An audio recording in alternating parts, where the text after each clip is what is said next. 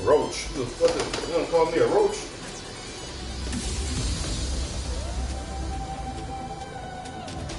You rude bitch. You gonna call me a damn roach.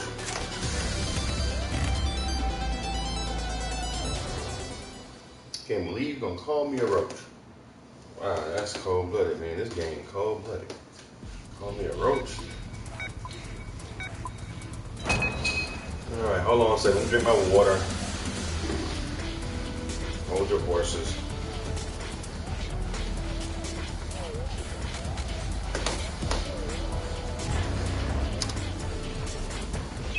Hi, it's me again, Cindy.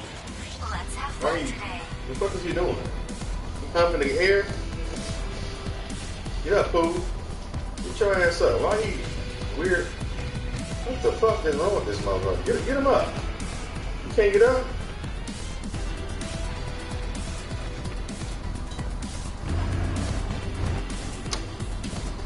Oh, shit.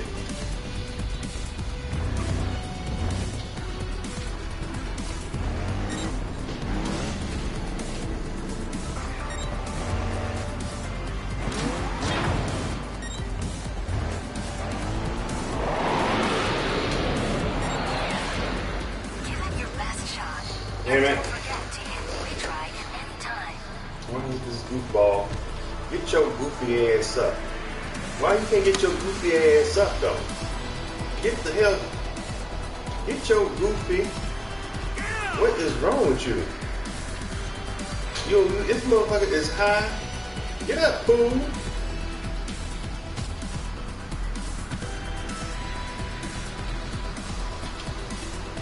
You won't get his ass up.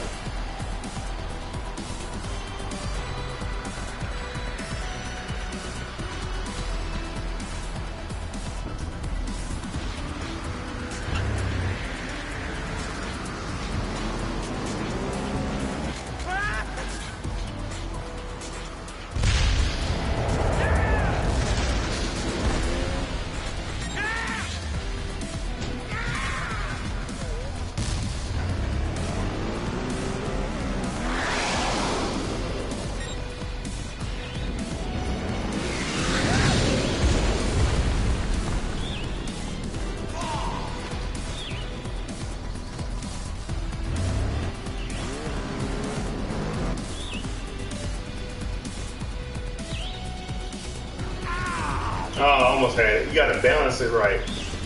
I like this game. This game is pretty dope.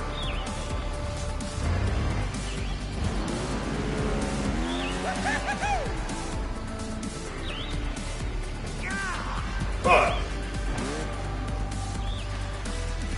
Oh shit.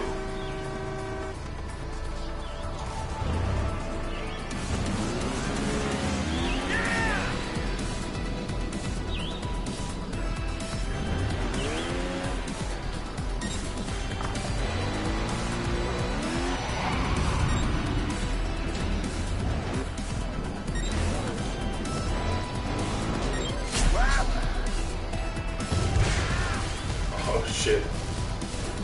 Wow, he done crashed. Done tore everything up. I won a medal though, huh? Alright.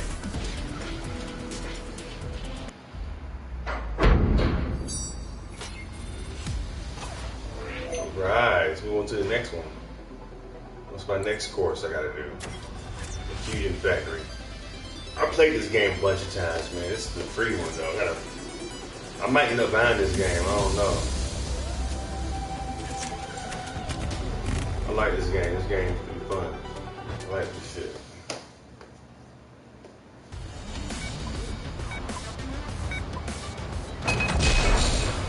Oh.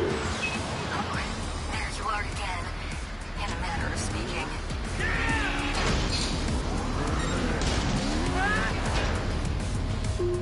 Attention visitors. We are performing maintenance and would like to warn you of abruptly shifting floors. Oh, damn. I almost had it.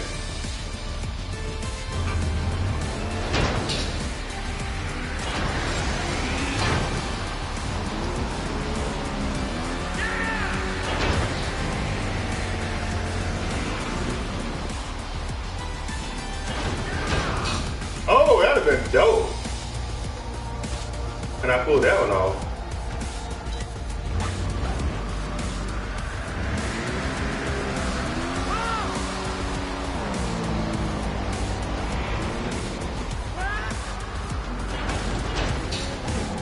Oh, shit.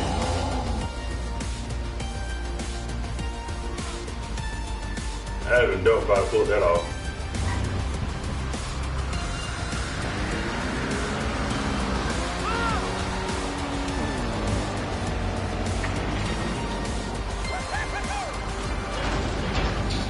Oh shit! I didn't take control of the bike. I just let it.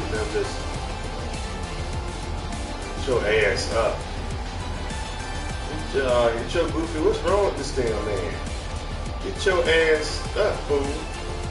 Put your legs down. Off. Get up. Is he high? Is he on meth? Get your ass up. He can't even get up off the damn. What the fuck is wrong with him? Get your ass up. Why does he won't just stand up? His legs don't work or something? What's wrong with him?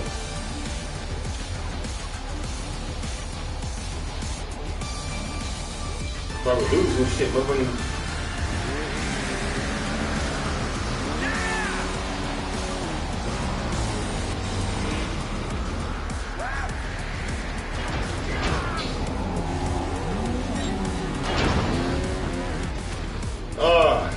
Almost. Alright, here we go again. Get your ass. Shit.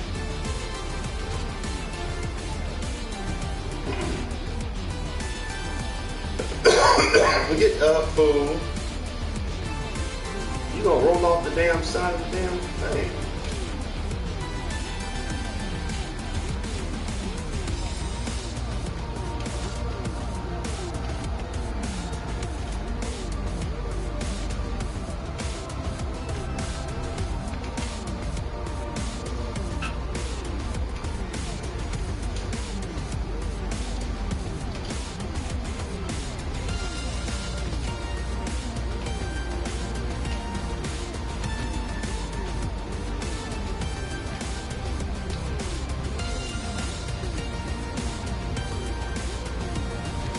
I don't know why he won't get his ass up.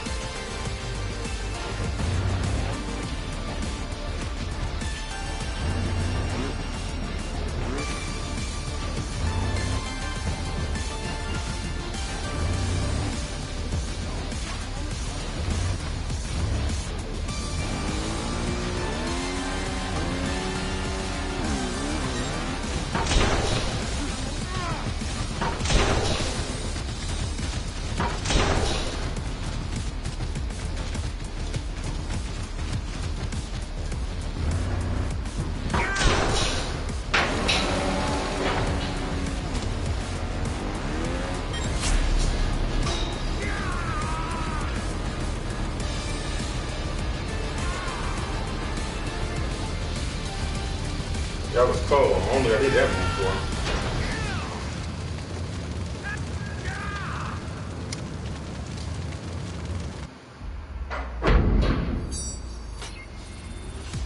On to the next one.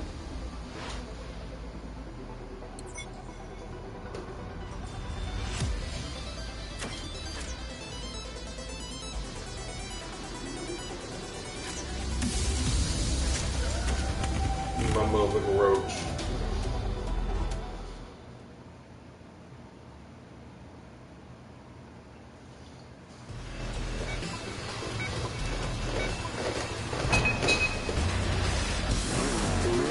Attention workers. Our last major industrial accident was 14 minutes ago. Keep up the good work.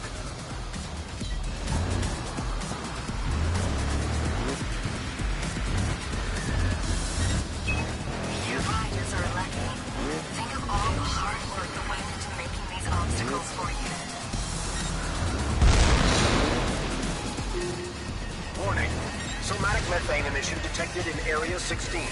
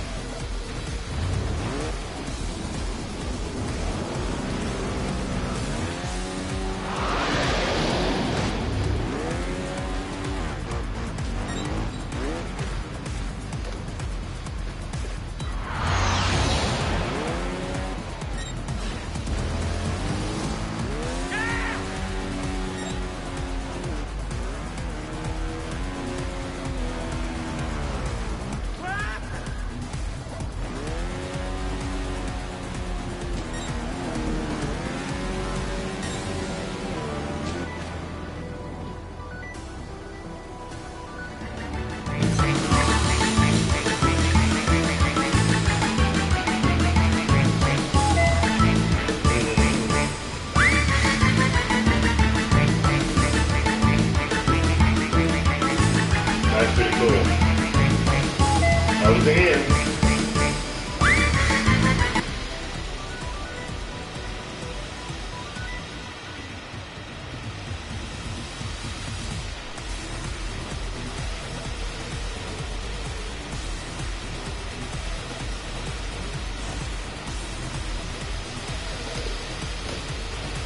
That's it.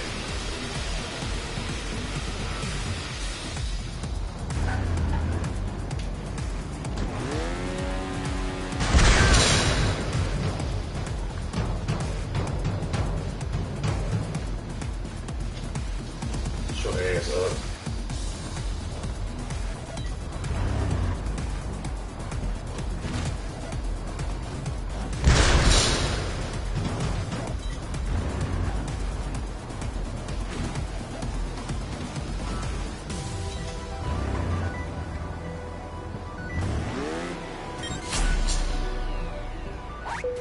Today's weather report is cloudy, with a chance of falling motorcycles.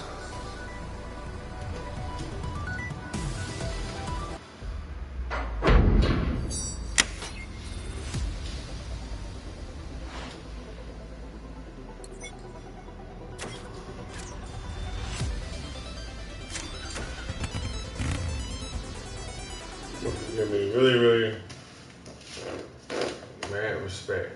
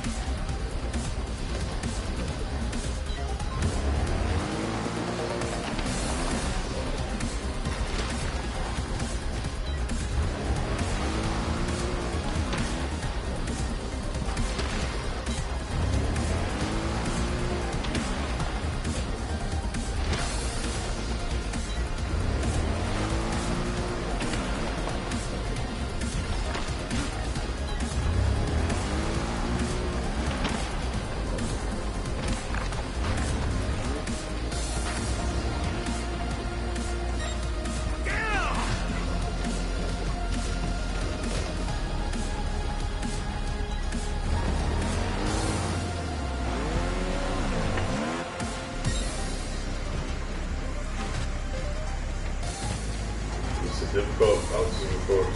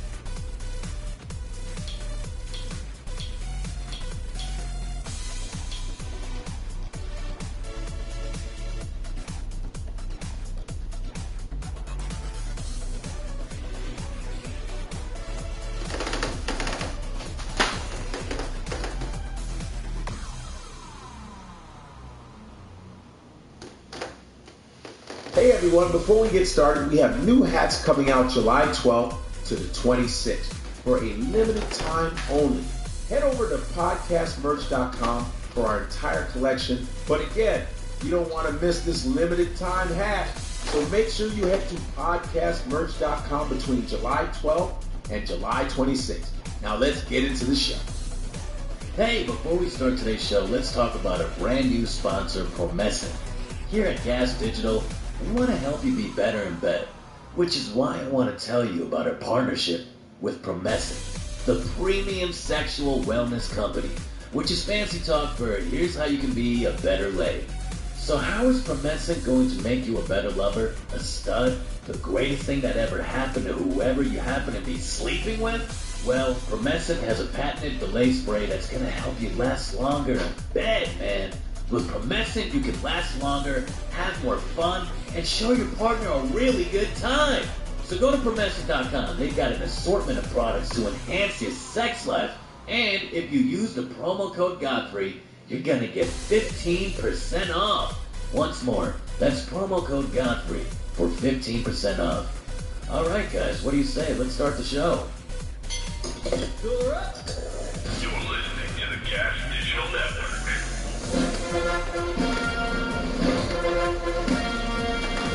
Ladies and gentlemen, Godfrey.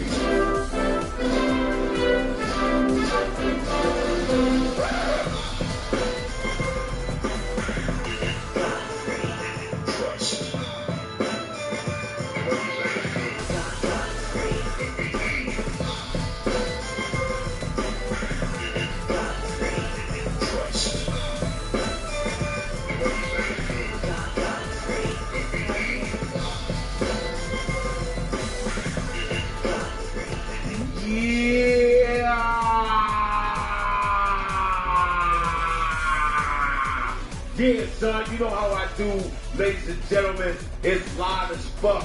It is Tuesday, 9:49 p.m. Eastern Time. In Godfrey we trust. You know how we do. Listen, I really appreciate you guys literally watching all the episodes, because when we were on vacation, we were playing reruns. You all said, no, those are old, man. What the fuck? I was like, that's dope. That lets me know that you motherfuckers are watching. And keep on subscribing to the Gas Digital Network. All right? Gas Digital with promo code Godfrey. You get a week for free. Isn't that right? Week for free. 1 week for free, ladies and gentlemen. They've been rearranging the staff and shit. Like, they got new people in this bitch. They didn't tell me. I'm like, what the fuck is going on? I was used to my first white people. Now they got new white people. I'm like, God damn. Oh, I gotta train these white boys. Yeah. Damn. So we have new people on the staff. Hopefully, well, they kind of did it good, because the guy has a kind of a beard too, I guess, like Mike did. So they kind of tried to replace Mike with a Mike looking dude, and then like they tried to replace Alex with an Alex looking girl. Okay, fucking that, but she don't really look like it, but you know what I'm saying. You know what I'm saying? So yeah. So yo, you guys keep on subscribing on YouTube also. You go to Godfrey Comedy and you can see some episodes on the YouTube channel for In Godfrey We Trust. Keep on and spread the word. I really appreciate you motherfuckers. And you know what? I didn't even go out I didn't go anywhere this weekend. I stayed in New York City. And let me tell you something, New York is popping so fucking hard, yo. Like, the stage time is crazy. Like, just alone with the Comedy Cellar and the Village Underground, 78 shows a week. 78 shows a fucking week. How fucking crazy is that? There's like 15 a day. It's bananas. It's dope, because that's just, and it's awesome. You don't have to leave that corner. I don't even bother going anywhere else. I don't really want to go. And there's so many comedy clubs in New York. That's why New York comedians do so much better than everybody else around the country. There's so many reps. You get on stage and you just work it. All you can do is get better than everybody else. I've seen shitty comics be decent after they're in New York for a long time. They start to really get their footing, and it's like amazing. You know what I mean? So that's what's going on. I'm in New York City. even after this, I'm going back down to do a set. You know what I mean? I did a set before I got here. I'm doing another set when I go back down to the comedy cellar. So that's just how the fuck I work. I don't stop. That is why on the road, my shit is motherfucking devastating. You know what I'm saying? Because I hit the motherfucking bag, bang, bang, bang. And you do the fundamentals, and then when you do the big shit, you'll see how the shit works. I'm telling you, the shit is right. But the only problem with New York, makes you a great comic, it's not always a good test for the road. So you got to know what to put together for the road. Because the road, you got to extend, you got to do longer, and then not everybody's international. You're just talking about white, black, Mexican people or some shit. It's very America when you go outside of this shit. It's very like, what? What are you talking about? It's like Walmart. I like Walmart. Fuck you talking about? You know what I'm saying? When you're in New York, everybody's too hip for shit. I don't go there. All the shit you don't go to, they go to. Outside of New York, everything you don't like. You know, you feel like let's say you go to a store and you look at a clothes, you're like, oh, who the fuck is wearing that? Go to Texas. Go to Texas somewhere. They're like, shit, those are my joints right there. I'm not saying that everywhere is unsophisticated. No, but I'm saying America, you'll see America when you get outside of New York City. Even in upstate New York, it gets country as fuck. It gets real, ugh.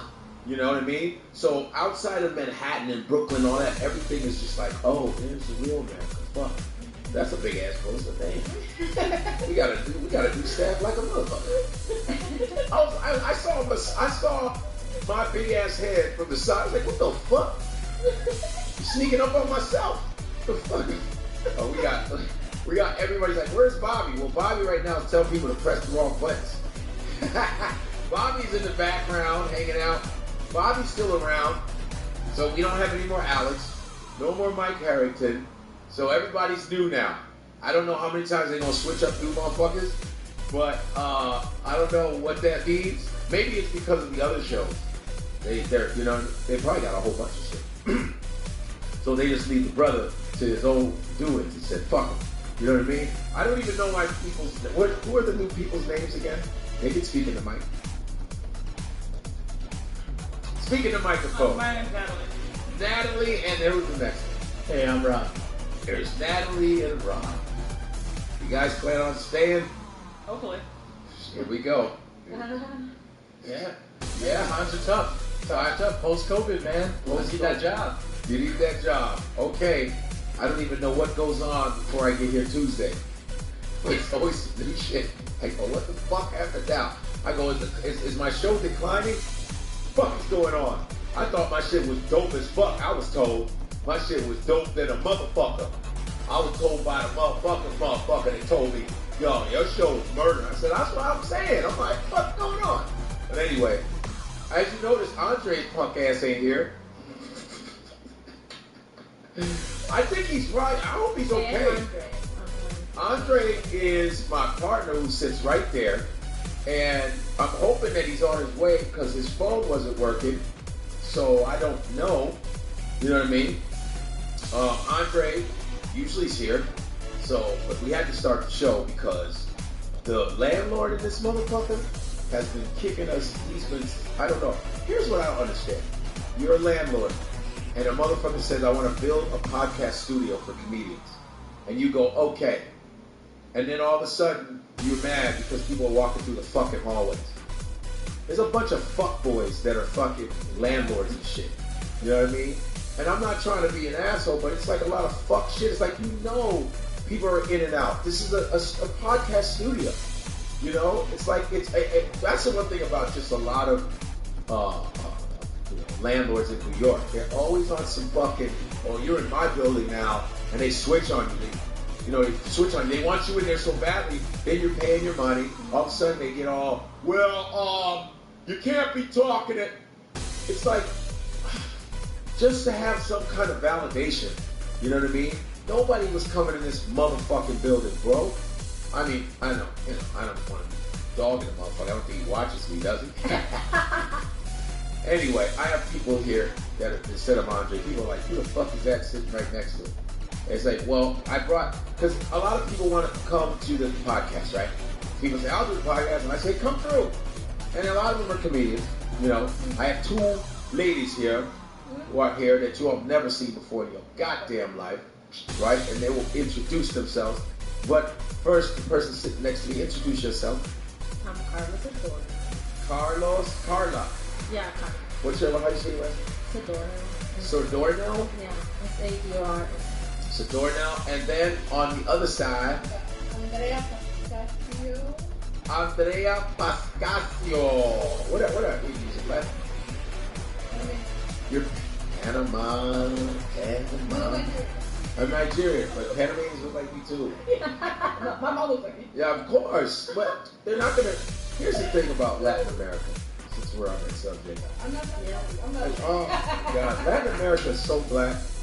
It's so black. It's so damn black. Like Honduras, Philly. It's black as fuck. Like it's so obvious. Like I can understand if it was like a couple, and then you go, all right, it's not. It's so black. It is. It's like you go to these places, you go, fuck. I remember when I lived in Chicago, and I had a friend named Hamon, and Hamon Nunez. It's Ramon, but it's Hamon. And I said, and he was the white version of Honduras. Yeah. I get to fucking New York, and I'm in Harlem, right next to a barbershop. I'm thinking these guys are all Nigerians, all from Honduras. I said, you guys Nigerian? No, Honduras, blah, blah, blah, blah. We do punta, our dance is punta. I was like, what the fuck? And I said, but my mother, when I was little, when we were watching the Olympics, it was America versus Cuba. It was America versus Cuba, and there were two black dudes boxing, because I would always vote for the black guy when boxing. If it was a white and black guy, I voted for the black dude. And white dudes vote for white dudes. Yeah. So I would be like, when Cuba came, I go, Mom, they're both black. And my mom was like, because they're Africans too. And my mom, I said, and this, I'm little, they go, oh yeah, everybody's from Africa. I thought my mother was saying that when I was little because she just proud to be African. But scientifically, yeah, Mama was right. No, like any Panamanian that takes a DNA test and show up like 60% overall. I'm Congolese. Congolese, all right. That's so dope. It's like. It's so funny because when you say that I know black, because the Dominicans are fucking notorious for that. There's a lot of Latinos that don't blame their black A lot of Latinos don't, and it's sad because, well, Latino television doesn't help the situation either. No, we don't have any. You got Telemundo, Univision, the two major ones, and it's all blonde-haired motherfuckers, not even dark-haired. We didn't get it like the black actors, so we had Celia Cruz. Yes, Celia Cruz was in the 40s and 50s. Yeah. Azucar, Celia Cruz. Peace to Celia Cruz. She was the shit. She was awesome. And maybe now it's Aman La Negra. That's it. And it's sad because it's so racist and it's colorism. Yeah. You know? We were colonized the right way. You know, like. You were colonized the proper. Latinos, like we were so colonized that we don't even admit. I'm glad she's saying that about me. And she's a Latin woman, kind of, but she's from Spain. You're the original. Yeah. She's the one that taught me Spanish. You are the conquistadors. You came and said, "Give me this shit," and you brought Africans and said, "You gonna speak our language, motherfucker." Sometimes when she leaves food in the fridge, I eat it and I call it reparation. Wow. So you're what part of Spain? I'm from Madrid. She's from Madrid. And she tried to say it American Madrid. Madrid. Fuck that. Yeah, my mom is from the north of Spain. From the north of Spain? My dad is from Catalunya. It just sounds just very colonizing. Yeah. And Spain is literally, and I keep it 100, is racist as fuck. It is definitely. Right? I've been to Barcelona, which was beautiful. It was nice, but I got into a little bit of confrontation with this guy at the Picasso Museum in Barcelona, and I was with my friends that were at the University of Barcelona. This girl I was messing with, she was a painter, and she was a painter, and we were just, and it was me and a bunch of girls going to the museum, and there was some dude walking, the Spanish guy, and I knew this guy was not going to be right. I knew he wasn't going to be right, and I was like, I waited, and I had my elbow out, and I waited. And I knew it. He tried to bump me, and boom, I gave it to him. I said, "What's up, motherfucker? What's up? What you gonna do?" They're not used to that. You know, when I was in Barcelona, I was on the bus in Barcelona, and I saw some Spanish guys who were making monkey noises Of course. at this African, and the African didn't do nothing. They were just like, Well, because Africans, they just handle things differently, and a lot of times they're scared that they're gonna get deported. they Pretty get much, deported, yeah, or and like the the police is gonna get involved. probably, they're like, there's probably a whole bunch of them against one, because if it was an equal fight, they would shut the fuck up. Yeah. A lot of times, people who do racist shit, they never fight fair. You know, like when I'm with my buddies, I don't see white dudes saying shit to us. When it's all of us, they quiet as fuck, like, because they know what's gonna happen. But if it was just me and it's like 10 white guys, then of course, then they get bold and shit, and start talking shit. You know, it's like in England just lost their soccer game. 3 black players missed the goal. Now they're calling black people names, shitting on black people in London. That's the only thing they're good at. That's right? all they're good at. That's all they're good at. And this is not dogging white folks, everybody. You know that. We love y'all. But if you're not one of those white people, get what I'm talking about. You know, Yeah, I know. I love when people get upset. I go, there are whites that are doing this. Yeah. If you're not one of them, don't get mad at it. We know what the fuck I'm talking about. There's fucked up people in every fucking race. My race, there's a lot of shitty ass black people, for real. Shitty ass Latinos, for real. Shitty people, there's shitty people everywhere. Everywhere. But the reality is there's a lot of fucked up racial shit against us that is usually televised on video. No one's doing shit about it. But yeah, it's like those Dominicans literally will fight you if you say you're black. They will like want to be. I always say, like, I feel like Latinos who are black, they'll start like a minute they're black when they start doing some reparations. If we got reparations, those Latinos would be like, I was a slave. I was a slave, I swear. I just got off the plantation. I was picking cotton. I'm so tired from picking cotton. Yeah. They would be, I'm telling you. No, for real. Like, I feel like I always say, like, they'll be like, you know, like, what color am I, Poppy? What color am I? It's really crazy because my thing is that you can pass. Like let's say she was Dominican. Yeah. And then she goes, I'm like, I get it. You look it. Yeah. If you can, She's too white to be Dominican. but if you can I'm pass. always confused about my race and what I am. Like, especially in this country. Like, Yeah. it's such a, I don't want to claim that I'm Latino because I'm really white. You're white, but you can advantage and not, you can hide it though. Yeah, she's white passing. But Yeah. there was a movie, I think a couple of years ago, about like white Argentinian, and it talks about that weird space that you are in race, which is like you take Well, you are South American, but at the same time you're white. But you're white. And you're benefiting But from the the privilege. Argentinians claim their whiteness because they're so Which racist. is, yeah, which They're is so so, funny. even Yeah. Argentina. And Shout they- out to Argentina, just won that Europe World Cup. Good for them. Messi, okay, Messi. They had a Maradona. It was Maradona. Now it's Messi. Good for Lionel Messi. Good for you. But Messi's not good. right. So And we you know don't what's know. really We don't fucked up? It's like when I say, like the king of soccer is Pele. Really? Yeah. Pele. But I remember these guys from Argentina was like, Messi. I go, don't be mad because he's black. It's Pele, motherfucker. Mm-hmm. No, Pele is so big. He has 3 World Cup soccers, boy. 100%. Nobody has had that. And this, Except for Pele. everybody knows that Pele came from like a forest Yeah. neighborhood. You didn't even have a soccer ball, but he's like, No, he came from, but he's a black Brazilian. yeah. It's like his real name is Edson Arantes de Nascimento. That's fucking Pele. Edson Arantes de Nascimento. Okay? So, fuck you. And it is what it is. Don't get upset. It's like, it is what it is. Like, but the race shit, and even in Spain, which is fucked up, they would throw bananas at the black players. Well, not only Spain, it's in Europe. Europe, yeah. Yeah, it's I just very, remember it's very it was spread in Spain out. and that. I saw the video, it was in Spain. It Yeah, was fucked up. they do like campaigns every once in a while to like raise awareness about it and in stadiums and stuff, but still, The FIFA, the FIFA president, tries to do work against it, but it's the just president so of FIFA was like, stupid. hey, they're just, it's They're so competition. I go, racist. wow, man. That's really funny because if you come to Africa, would you like us to stomp you the fuck out or what? What's the deal with that? And then it's like, it's just tiring. It's like, Yeah. and I feel bad for those soccer players that have to go through that. First of all, they're trying to play soccer, and you got 30,000 people calling you names. Yeah. Yeah, kind of difficult to score. Kind of difficult. You know, because we're always underthinking. We're always. It's like they champion them when they win, but it's only when they lose that they say. It's like. Well, it's like when you make a white some white people mad, they call you the N-word. Basketball too, so it's just bullshit. Well, in America, it's a little different because if you throw bananas in America, you get your ass whooped. Which is what it should we will fuck you up. That's what I like about African Americans. They know how to fight. Yeah. Man, African Americans got hands. They will beat you to death, and it's like I like to see that sometimes. Yeah. Because people who deserve it. I first of all, no bully.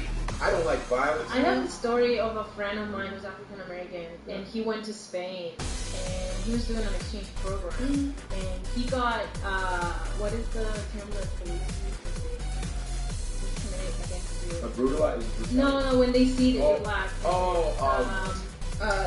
Filter? No, it's not. No, you know the word. It's racially profiled. Yeah, profiling. So this is insane. We went to a party and we went out, and obviously we were going back home or something. Yeah. We all took different subways and whatnot. Goddamn, I knew this story the next day because it was insane. But apparently they were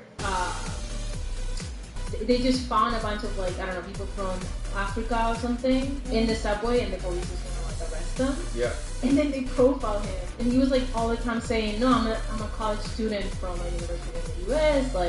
And the police, the most insane thing was, "Oh, you totally faked that." Come on, which is the most.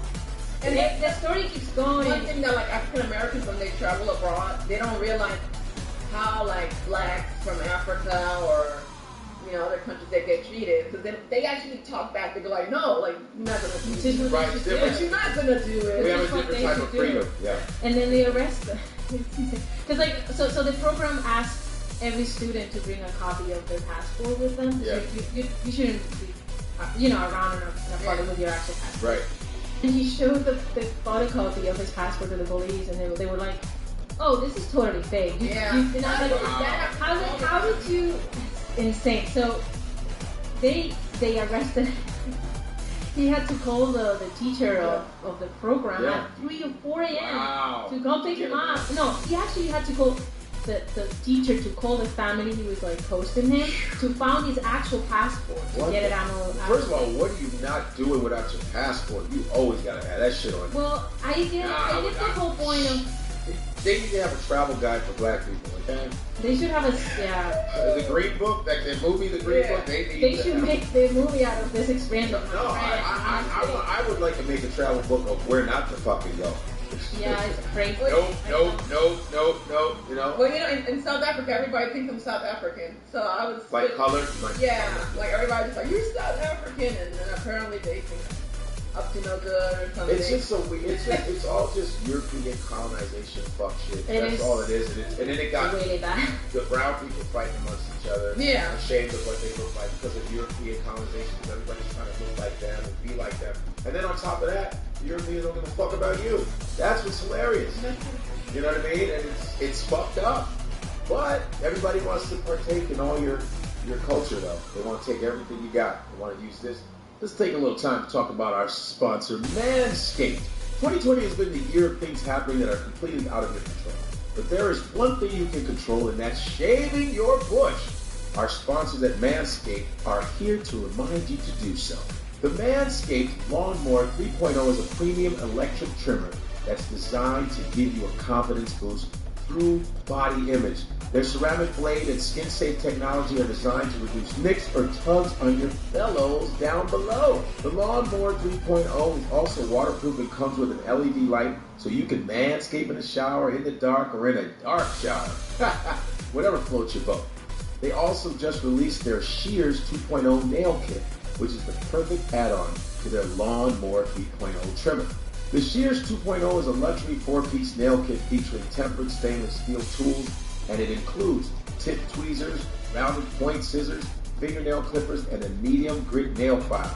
The Shears 2.0 nail kit allows you to pluck your eyebrows and trim your nails in style. On their website, you'll also find the Crop Preserver, an anti-chafing ball deodorant and moisturizer. This will help you tame that summer swamp ass with natural hydrators and antioxidants. You'll also find the Crop Reviver, a testy toner that's like having cologne that is designed for your balls. Hey, we won't judge you if we catch you sniffing yourself. You know what I'm saying? Go to manscaped.com and check out some of these life-changing products. In fact, listeners of this show will get 20% off and free shipping with the code GODFREE at manscaped.com. That's 20% off with free shipping at Manscaped and use code GODFREE. It's time to grab 2021 by the horns by shaving that front trunk. And all right, let's get back to the show. The black TikTokers stopped dancing. You hear about that? They stopped doing TikTok dances. No more TikTok dances. They don't do TikTok dances anymore because whites. And TikTok is trash now.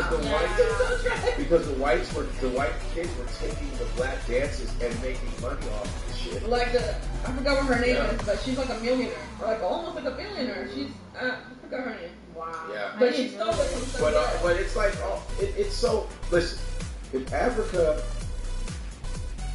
collapsed. If Africa said, we're not giving you no more resources, Europe would collapse and lose everything without Africa. That's real. No more iPhones. France, right, no more iPhones, no nothing, no cocoa, no chocolate, no none of that shit. All comes from Africa. And they talk all that shit. Little ass, bitch ass country talking about this major, second largest motherfucking continent that has every fucking thing. And the people are stronger, they look better, fuck you. I'm not talking about all is Spain. And not every Spanish person is shitty, because I met a lot of nice people. No, but you know what I'm saying, when I was in Spain, there were nice people. So nice. No, but there were some nice people. Not everybody's running around. No, there's also those people who actually call out those kind of things. Yeah, of course. There's always protests. There's always, instances in the subways and stuff, and there's people who like protest and shit. And they're trying to like make them embarrassed about it. Yeah, it's like we're not. I don't know. It's something that you and I think I blame it on the fact that most of them haven't traveled abroad. Yeah, a lot of them stay local. A lot of Europeans just move around Europe, and that is not good. Yeah, a lot of Europeans travel too, though. I was getting credit. Yeah. And it's so funny because that's the one thing I love about New York, and I always say that. New York, it's like everyone's on their best behavior in New York City.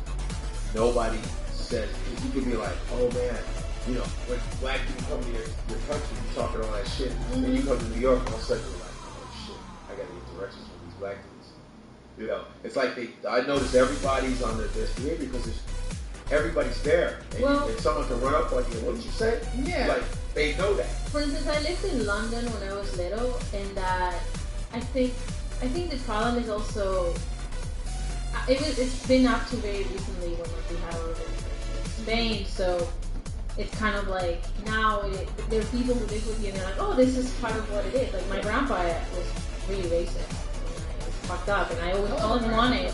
Especially in Spain. Yeah. So what would they say? But when I lived in London, I saw so many people around me. There were so many races. I was like, this is amazing. This is the way it should be. And then you learn that that's and your life. grandfather's like, stay away from. Well, he didn't move with us.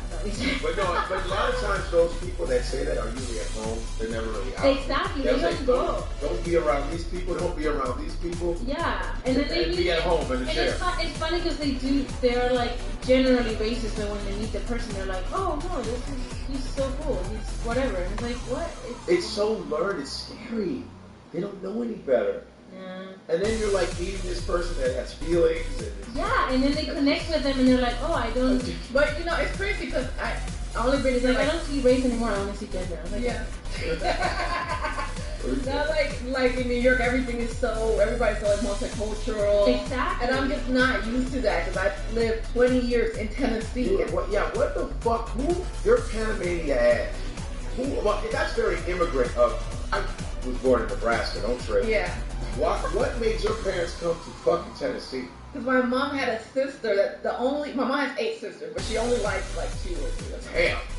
So, because my mom was like the darkest sister, and then they will make fun of her, and and that's why she married my dad and had me, because she was like, I don't want you to go to the same thing. Did you marry a white dude? She married a Native American dude. Okay, that's cool. I like Native American motherfuckers. Right on. So nothing wrong with that. That's how I keeping it brown. Yeah. Yeah. So like, so then when I got here, everybody's just like Dominican, Puerto Rican. Yeah, and I'm you just, look like all of them. yeah, basically I'm just, one size fits all. But I think it's a beautiful thing, though. Like when they think you're all of that, because we're all the same family. It's like, because people may say, "You Jamaican, you this," I go, it's all the same. Yeah. Like when I'm in the Bahamas, they go, "You Bahamas?" Okay, yeah. Yeah. Sure. We're the same. It's the same. Roll with the same. It's the same shit. It's the same genetic pool. But you'll be surprised to know that when I was in the 5th grade, I had to ride a bus of immigrants, a school bus. I couldn't ride any other school It bus. was Mexican. It was not a Mexican. It was everybody. Bosnians, Africans, Cubans. Isn't that? And it's so funny because all immigrants go through the same shit. Yeah. We go through the trying to make it, trying to be legal, busting your ass, Learning English, doing fucked up jobs, and then got the nerve to say stay away from these people. And you're all going through the same exact shit. It's actually kind of like comedy, though. It's kind of like comedy. What We were did you talking. say? Go ahead. I'll compare it. Go ahead. I was gonna say it's kind of like comedy because we're all like, for example, like people like me and her. We're all going through the open mics, the shows, the bars. Yeah. But then there's like not a lot of unity, especially like in the female comedy scene. Yeah. you know? Which is fucking whack. It And is. you know what's But Really bad. I understand because sometimes you're like, you see somebody like move up and you're like, why not me? And it's like, I wish, I guess maybe because I'm coming from like a teaching background, like I used to teach for 7 years. So like I'm always like, let's come together. Well, I think, but I think all that happens.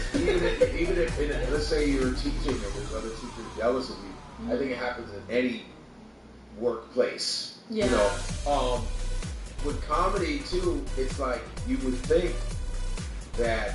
I mean, it's very white male dominated still. Like they run it. Yeah. I mean, literally, which is Seriously, crazy. it's Which crazy. is crazy to me. Because not knocking white comics and nothing, but black comics are what are you talking about? Yeah. The legends are black. That's true. Yeah. And then yet I got whites running that shit. Like, what are we talking about? Late night is all white dudes boring the fuck out of us. Well, And there's I'm like, something. And the Daily Show didn't start getting good till like Trevor Noah started hosting it. No, Jon Stewart was dope. Fuck Okay. that. Jon Stewart was shit. Oh, man, what? It was good. What? Shit, Jon Stewart is dope. Jon Stewart is dope as fuck. What do you mean? That shit was on it. Yeah, that shit he was was here when Trevor came. Yeah. Yeah, he got it. He got all of you. That shit was fire. Jon Stewart is a sick ass comic. Yeah, He's a he's really fantastic good. stand-up too. It was good. I started watching it like late because Yeah, I'm a big Trevor Noah fan, so I was just Well, like, that's cool. But John, I like John because he was edgy. I like edgy dudes. Yeah. Yeah. I'm not a big safe. I don't agree like with safe that. dudes. Yeah. I like Jon Stewart was edgy. His interviews, he's a fucking clown. that's true. That is true. Like, he's just, I like that. That's more my style. Yeah.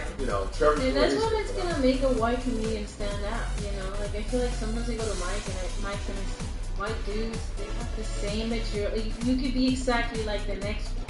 And then they cheat on you because you're like, from Europe or a little different. And it's like, well, you want that. You want diversity. You want people that are gonna bring Well, do different. they really want that though? Because it's like I was 10 years doing comedy in Nashville. You've been doing it 10 years, huh? Yeah, but like it was like sometimes I'm like, man, I should have moved here. Like, Yeah, Well, how many I got- times did you do comedy in a week compared to now in Nashville? How many times did you? well, they will only do like one open mic, And like so per you'd day. You'd be like once a week on Yeah. stage.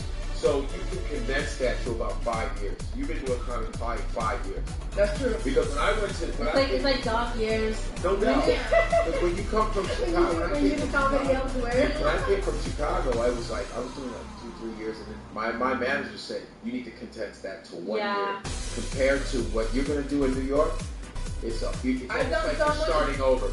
I've done so much comedy in New York in the past 3 weeks that I've been here. That It equals Yeah. So a month. your whole fucking Or, like yeah. maybe 2-3 years in Nashville. Yeah. Real shit. Because you think about it. And I started young. Like I started when I was 19, and then like everybody else around me was just like very hipster, and they had Yeah. And then now she was like, we don't understand what she's saying. She's an immigrant. We don't get her jokes. But that You know- maybe you just weren't fun. Listen, because I do hipster shows, and destroy those motherfuckers because comedy's about information. That's true. Yeah. Comedy's about you gotta be kind of funny. If some people are just not that funny and they can't convey the message. An immigrant in New York, that's nothing fucking new. Exactly. Immigrants have been coming here since the 1800s. But si So talking it's about Tennessee. No, Tennessee, Sure. yeah. So, Tennessee, not here. But then also, still, it doesn't matter. It's like, it's just experience. You're doing it once a week. Mm-hmm. They ain't getting no, but if you were to, all that shit you come, wait till you do here and go back to Tennessee. And it goes bam, bam, bam. It's going to be like, oh, wow, I'm from Tennessee. It's experience. It's experience. It's sharpening your skills. Yeah. That's what it is. It's like you being a boxer and you practice once a week. Mm-hmm. Compared to boxers who were doing fights, they were sparring. You were just hitting the bag. Mm-hmm. And then you wonder why you get knocked the fuck out. Mm-hmm. That's all that was. Now I'm telling you, once you're here, when you go back, maybe you do Zanies or something. You get a gig. She's you're not gonna see go the back. difference. She's gonna stay. No, she's gonna go. I'm talking about for a gig, just try. Oh, yeah. Yeah. I done Sadie's, but it was like I never, there was like that little, play going on and stuff like But that. that's all right. It's clicks and everything. That's true. That is true. That is true. I mean, you have you guys have your little crew. Yeah, we're going. Oh, hell no! Hell no!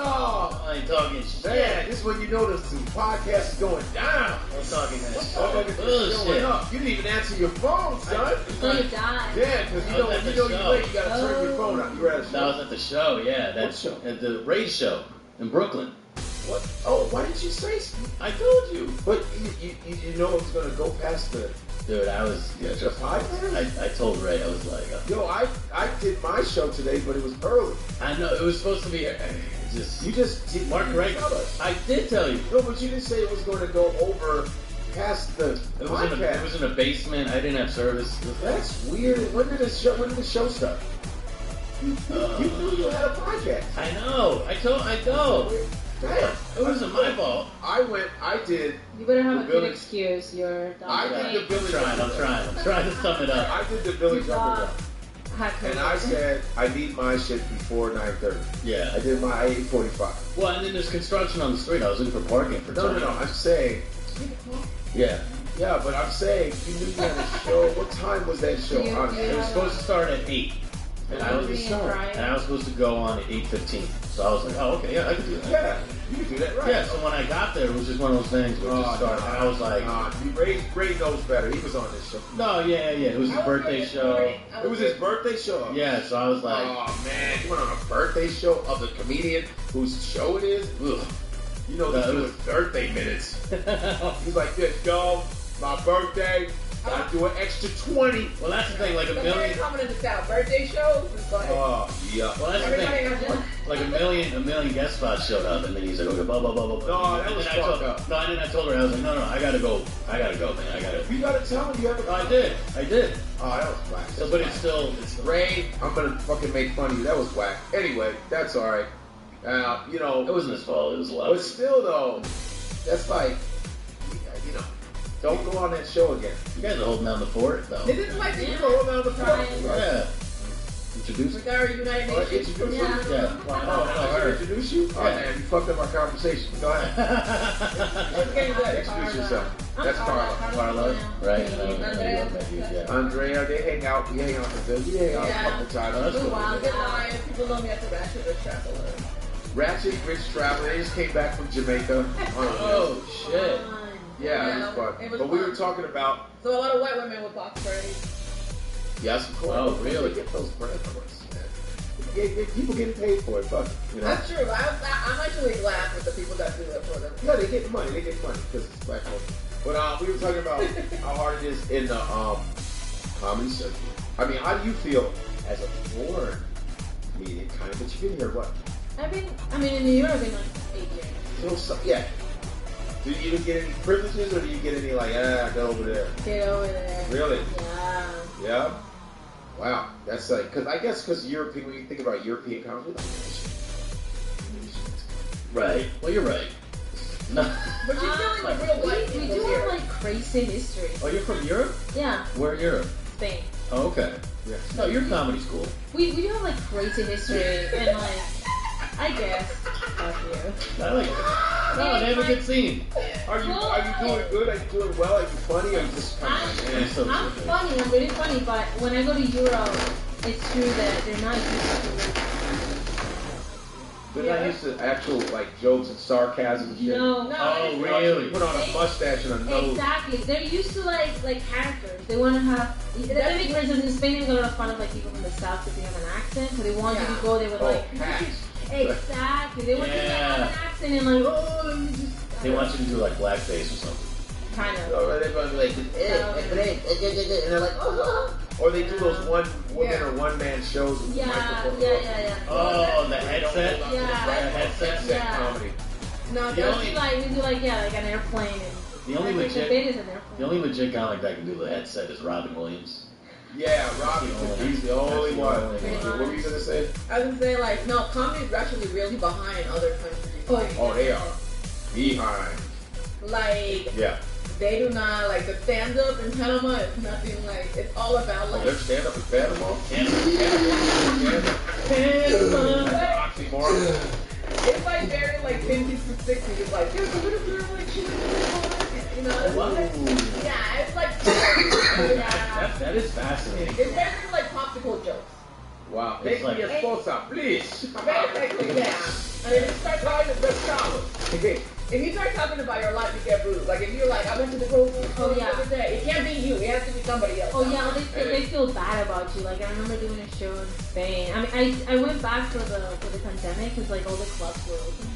In Spain? In Spain, it was so fucked up. Like, so clubs were open since July, and they were not even fucked. They were like, we're the Florida of Europe. Everything is fucking open. Just come right here.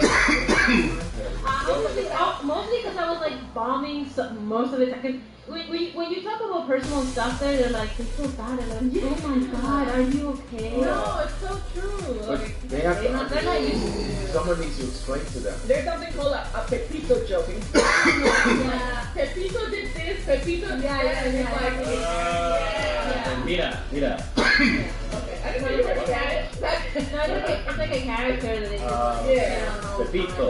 Yeah, Pepito is like dancing. Pepito. Start talking about your life, they're like, What's the comedy club called in Spain? It's funny because they have American names. What's the American name called? Well, they just have like they have comedy. They have a comedy club in The it. Giggles Yeah. Resort. What's it called? Risas. It's so bizarre. Oh, what? Risas. Risa? Like, Laugh. like Risa? Risas. Oh, Alaska Risa. Or something like that. It's really funny. Yeah. It's really odd. Comedy there is odd. I don't know. They try to span. That's all you gotta say. Yeah, they try. It stinks. I like going for things to make sense. I don't want to, I want to get audiences. I want people in Spain to like me. So I'm trying to like. They like it. Sucks. Basura. No, go ahead. I didn't say that. You live here? I live here. Yeah. Oh, okay. Wow. You were married? Wow. That's why you came here? No, I came here for school in New York, and then I met the person who is my Was he from here? Yeah, he's in New Jersey, Jew. Oh, that's why No, I love Jews. I love Jews. You're trying to come up? I have some Jewish in my family, probably. You're trying to come up? Get money. Get money in the world. You're trying to come up, weren't you? Get money. He's like, man, if I get this dude, I could only have to do that much. No, the funny thing is the money came it's actually from. for I should have like aimed for richer. Oh, Rich, oh, you went to that broke one? Okay. And not broke, but just like average. Oh. Okay. We have that in common. We like average Jews. Yeah. You're an average dude. I think if you have a personality, you don't have a lot of money. So I think That's not true. yeah. What? She said if you have personality, you don't have a lot of money. That's not true. Well, There's dudes with money that personality. Yeah, Godfrey. I mean, you guys not. Who's that person? I think very rich people. I don't know. Perhaps Some this are is. fucking I'm dumb. doing therapy right now. I shouldn't. You're right. You're very right. I'm stupid. I married wrong. Like average dudes. I married the wrong. I think I'm just like a very like nice person. Like, but I Why don't. do you like average dudes? You say that. I don't know. I think He's How do you an not artist. know? There's a reason. Why do you like average Jews? I'm a nice person. Childhood, Can we stick with childhood trauma. I don't know. why do you like them? Is it a little control thing? Is it a thing like, oh yeah, you know what? This is good. Because they're not better than you. Right. Exactly. Right. You're There's a lower thing about it, making putting you on a pedestal. It's an even playing field. Actually, my last dude was average, but he was not a good dude. You know, like he. Well, he's Nigerian. Say Nigerian? I'm not gonna go whoop whoop. He's a man. She got all scared. Yeah, he's a You can Nigerian. say and he was that right. again. You He can was say like, that. yeah, he's Nigerian. He was living in South Africa, and I was living there with him. And Why? You lived in South Africa for how long? I was only doing it like 6 months out of the year, so like 6 months here, 6 months there. Oh, you Yeah. Damn. And I paid for everything. I paid for plane tickets. Wow. I paid for like the 90-day fiance What? process, visa thing. You live in Oh, Africa. you're just trying to get a visa. No, I mean, I don't. He was like, I don't even. He's like, he was Where's on the the trying to reverse? play. He was always playing. I'm like, hard to get. He was like, I don't even want to be in the U.S. He's like, I really just want to be in Canada. And I was like, well, I'm not Canadian, so I don't know if we're gonna He's corny. Where's he living now? so, Cape Town. Let's beat him up.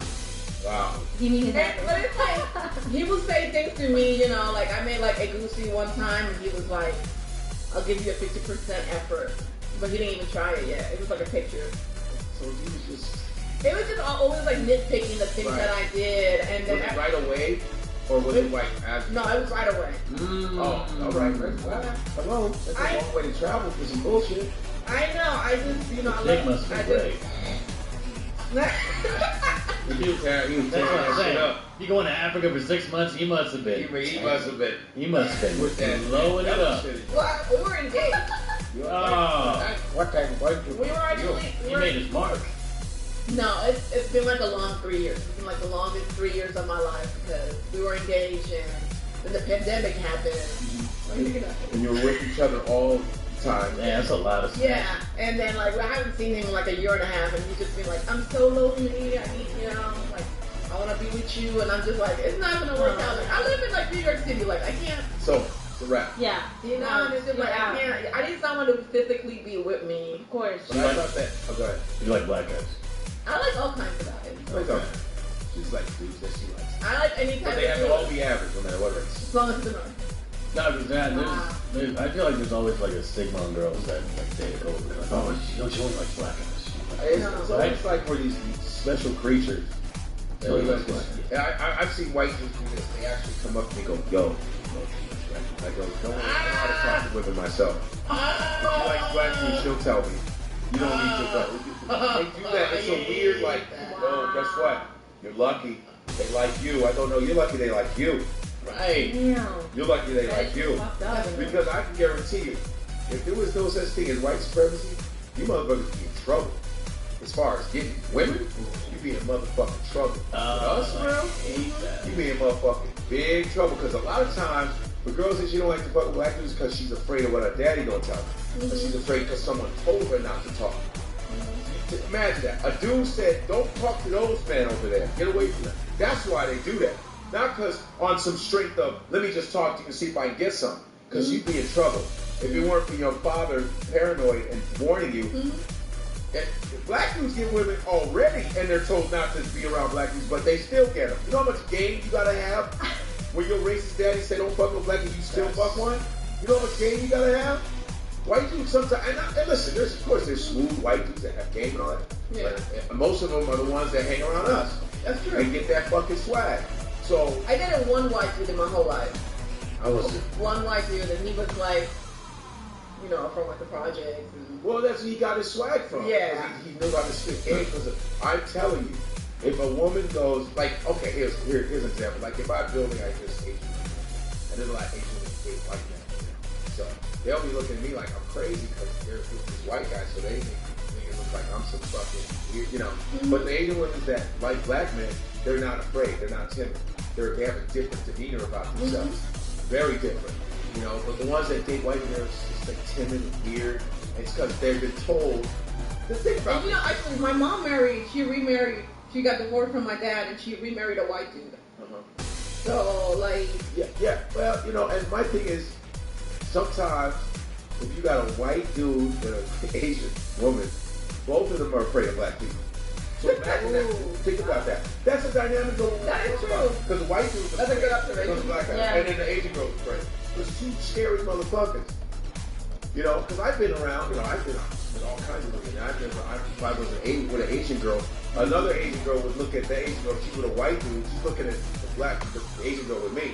Like, wow, how are you doing that? Like, almost like, what is your parents gonna say? Yeah. You need to get a white guy. It's real. I've seen, these dynamics no one ever really talks about. And no one ever really talks about like when like a Mexican girl gets with a white guy. It's also like an Asian getting with a white guy. Because a lot of those Mexican girls, they don't like black dudes. I mean, secretly they do, but well, a lot of them get with black dudes. I've been plenty of black and Mexican kids. Plenty of them. They get with black dudes. It's like they're told not to. they're told not to. Yeah. But it's like I have a friend. when you have to warn people about black people, that means we're the shit. If you gotta keep saying, stay away from those guys that will actually satisfy you. Stay away. And you got men going, hey, they got big dicks. Oh yeah, women will run away from us. Get the fuck out. This is what the fuck is fucked up. Because when I would travel, the dudes, like when I was in Prague, when I was in the country, they would always talk about black men's dicks. Like, Oh my god. they would bring it up, and I go, what the fuck is wrong? Why are you so obsessed with black men's dicks around the world? No, when I went to Secretly, they're gay. A lot of Boston people. I think people are more. I think they're jealous. It's jealousy, and it's just real shit. a lot of people are Closeted. in the closet. Yeah, like in the closet. That is weird though when they're like, hey, good news. Yeah. I'm like, oh, thanks. What is this, Make-A-Wish? Yeah. The fuck out. What is this, Make-A-Wish? Yeah. It's like, yo, guess what? I go, she'll tell me. I don't need you. Yeah. And you better hope your girl don't like me either. Fuck out of here. Go over there. Like these are dynamics that happen that nobody addresses, but I do. I'm the right motherfucker.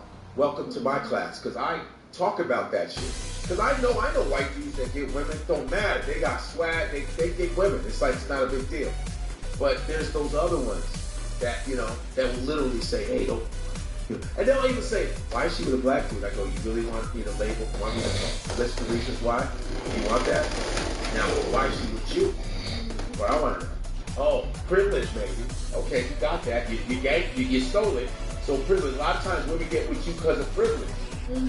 Some, they just want to be with white because that's the power structure. Because let's say black people will run everything, like the Moors. Because the Moors ran your country. Yeah. The Moors ran your shit for Spain 700 was years. really diverse. Yeah, Spain. The Moors ran Spain Way for 700 back. years. Yeah. They taught you how to watch. 800. And so everybody we're looking up to the dark people because they were running shit. In fact, we wouldn't have Machiavelli. Thank you. Exactly. You know what I'm saying? There's still more architecture. I never fucked up black people. Well, you should. One day. You're coming with it. What about an Asian guy? All right. That's why I used to suck, and then I started, Wait, She goes, neither. Asian breaks like Sweden. Oh, fucking race is like just neutral. Nah, I'm an outlier. But he's an outlier. He's different. He's a different breed. I hate when black women say to me like, ooh, I don't know if you can handle a black woman, Andre. And I'm like, what is there to handle? I just like that. I'm like, what? No, it's just, you know how black women say, I don't know if you can handle a black woman, can you? And I'm like, what is so different? If he's talking to you, it means he can handle it. Yeah, I'm like, I don't. It's amazing, but like racial stereotypes flow into little conversations. They just flow into that kind of shit. You know what I mean? Black women always say this. They're like, do you date a black woman, Andre? I don't know. And I'm like, well, you know what? There's this dynamic too. A lot of Asian men would be very fucked up to black women because there was never a good relation because they're thinking Korean store. Right. And black women in Korea, you see it, arguing with each other, disrespectful. But they don't understand there's another world where Asians get along with black people, we talk to each other, we date each other, it's not a big deal. If you go to Japan, there's no black people there. Like, even worse than in So there are black people that live in Japan. There's some. But there's like, some that have lived there a long time. You're just really rare. But it's Asian. Yeah, it's true. Anytime I I get expected. Yeah, I mean, I expect there to be a black neighborhood in Japan. that would be awesome though. Wouldn't it be? But there's a lot of like soldiers, a lot of people I know that have lived in Japan, black guys that speak Japanese and mixed. I mean, go ahead. anytime I'm like dating a black girl, there's always this process that I have to go through of like proving myself. It's not like me trying; it just happens that way. Of course. Like we'll get in my car and she can be like, "Oh, you listen to the OJ." Everything's a test. He's listening. Teddy Pendergrass? But it's funny because like it even happens like if I date a white dude from the US, they also are like you don't listen to rancheras or you don't listen to do like Mexican food. Like there's always a process of Mexican food. I do like Mexican food. I don't know. I mean, yeah, it's pretty good, I guess. I You hear a tackle. lot of fucked up shit from white guys, and they say crazy shit. Oh yeah, they think I don't know. I mean, They don't know geography. sometimes they don't even know that Spain is not Florida. I have a joke saying that I am from like a little spot of like Florida. Did you know Cortez? I've seen El Dorado. What? I've seen the movie El Dorado. Yeah, man, what they did. That's funny. So when you dated a white, did you get anything like that? No, the one dude that I dated was Oh, he was a project. and he was on drugs. Oh. Oh, what But kind he of... Well, you like average drug heads too. No, he lied to me and he was like, I'm sober. And he's like, I live with roommates. And it turns out to be a halfway house. Okay. When I show up there and then I Did you feel. dig it though?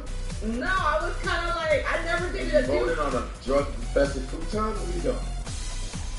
I mean, Never had futon sex? I used to eat futon cake. he couldn't even have visitors, so it was really just car sex.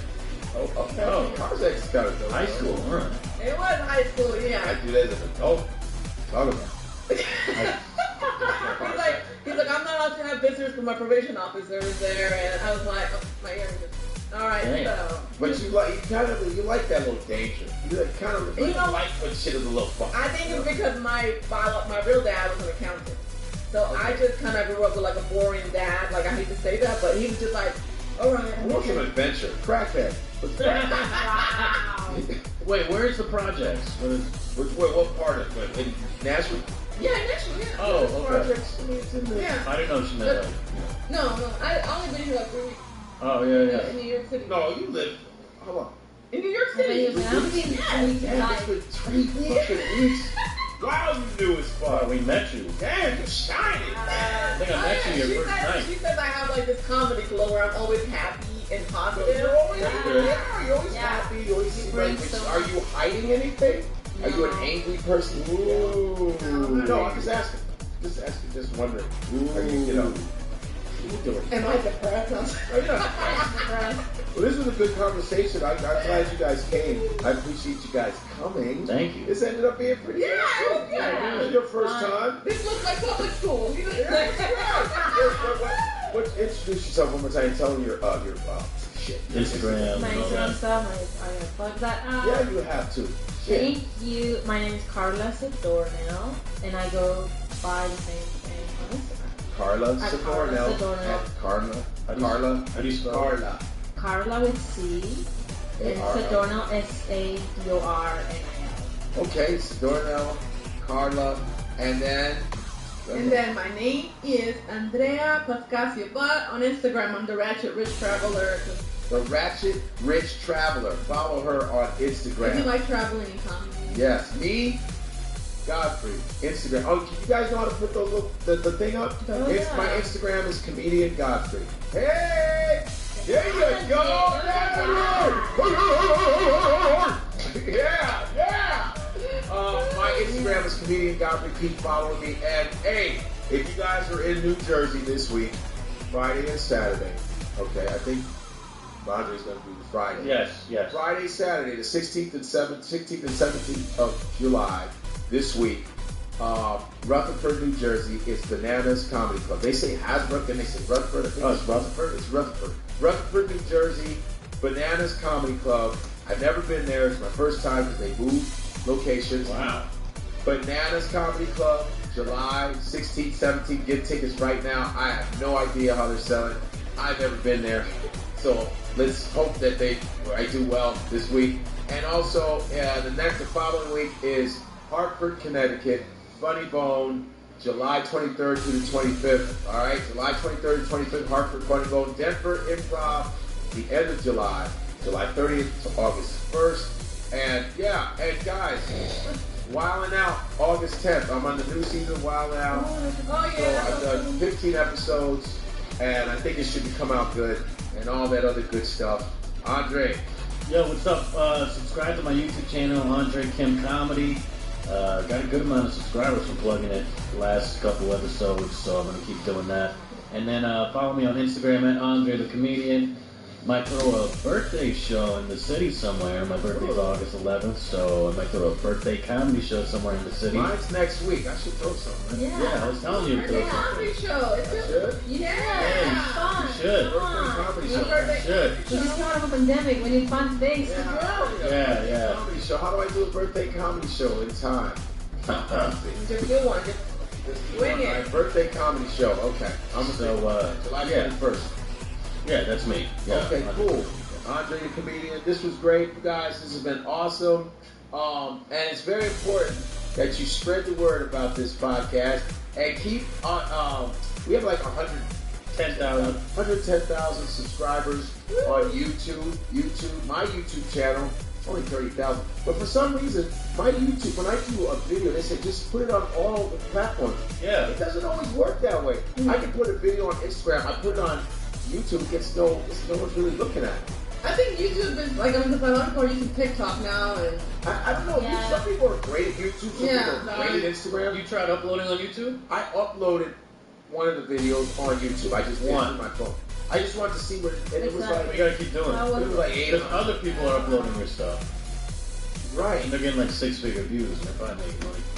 I got it. I think sometimes what you should do is like put on Instagram something that like people want to listen, like something that is enticing enough, and then they. Well, go to Instagram, YouTube. that's I mean, where I get all my numbers.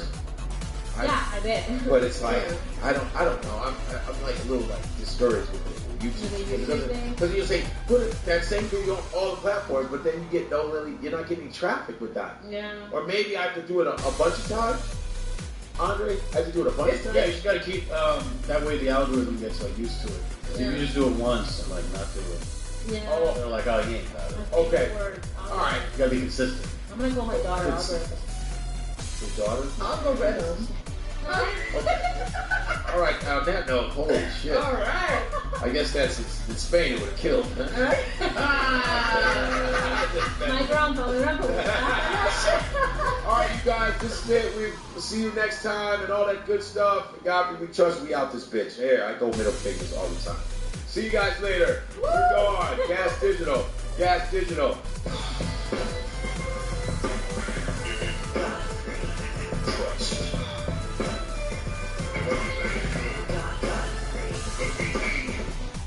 Hey everyone, before we go, if you enjoy this podcast, you might enjoy some of the other podcasts available at gasdigitalnetwork.com. This week we are highlighting Without a Country with hosts Corinne Fisher and Shane Smith. You can find the full catalog of episodes on demand at gasdigitalnetwork.com or catch the latest 15 episodes anywhere you find podcasts. Here's a clip. So canceling is wild, and when conservatives are like, we're the non-cancel party, it's like Dixie Chicks, Colin Kaepernick, Nike, Ellen DeGeneres, Samantha Bee, Beyonce, Target, Jane Fonda. Remember when that movie The Hunt came out? And they were like, no, and then it had to go straight to thing. Remember when they protested NASCAR because NASCAR banned the Confederate flag? Remember when people were breaking their Keurigs? Remember when Kathy Griffith had a fake cut-off head of Donald Trump? Griffin? Sorry. Kathy Griffith is a different person. My bad, other person who I don't know. But anyway, it's wild that, like, listen, no one's on their high horse. You can't beat cancel culture by canceling, is my point. So when conservatives I see in theory what they mean.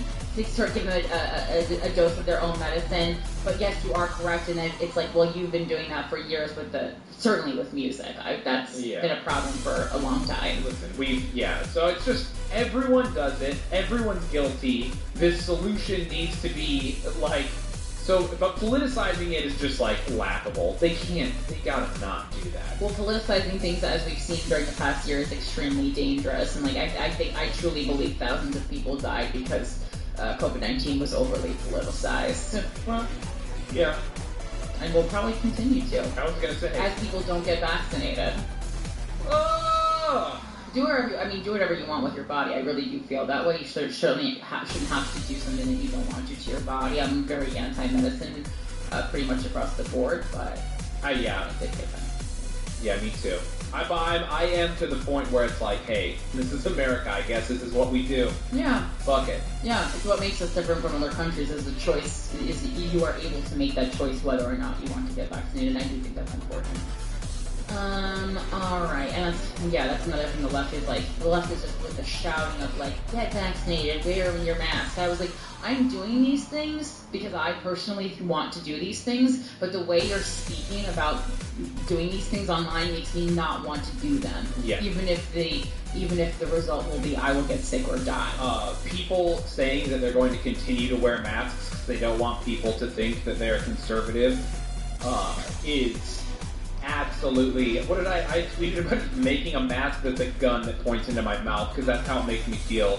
When I read that, it's insane. Wow, so insane. How about don't wear a mask if you don't want to? Okay. How about maybe where you stand politically don't make it your entire fucking personality also? It's just... I know that's like a cute little tweet that's going around, like, insert here, make it not your whole personality. Well, make your political identity not your whole fucking personality. Like, maybe have your own opinions about things.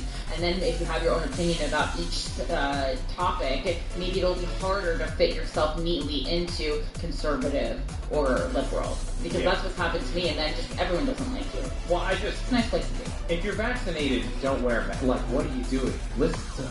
Well, I was so mad I noticed a lot less people wearing their masks outside today just because I know such a large percentage of Manhattan is vaccinated. But, like, as soon as they were like, you don't have to wear your mask outside, I didn't wear my mask anymore. And I was like, all you fucking hall monitors out there. That's what, Manhattan is such a fucking adult hall monitor vibe. It's disgusting. It's disgusting. It's just like, you love rules so much. You move to one of the most expensive cities in the world to follow your dreams, most likely, and then you can't stop following rules, you little bitches. It's like, I did all the things. I worked so hard to get that vaccination appointment. I got the second one. I waited the 2 weeks. I'm not wearing a mask anymore because that was the fucking agreement. What are you trying to prove? Who are you trying to be better than? Yeah, it's fucking wild. It's a fucking mask. I'm the same way. I just look at someone and I go, they're not wearing one. Okay. I just don't. Why would I even think about it? There's nothing I can do. I got vaccinated. I did what I was supposed to do. I have no more thought. Exactly. I did things. So fucking crazy for people to be like shaming each other about it. I'm just like, wow. Well, cool life. You seem cool. Everyone's just so interested in what everyone else is doing, but it's like they want to pretend like they care so much about other people through pointing fingers, like get masks, get vaccinated, but it's like, you don't care about other people, you don't care about the well-being of other people, you just want everyone to be like you, and you're like, well, I got vaccinated, I had to wear a mask, so like, I made all these sacrifices, so you should have to too. I've seen full op-eds talking about all the quote sacrifices people made during COVID and how annoyed they are that other people didn't make it. Well, it's like, that was your choice, and I agree with the choice that you made, but then don't say, don't whine and complain about it. It's like, well, you could have not made those sacrifices just like many other Americans didn't. You could have not stayed inside. Lots of people didn't.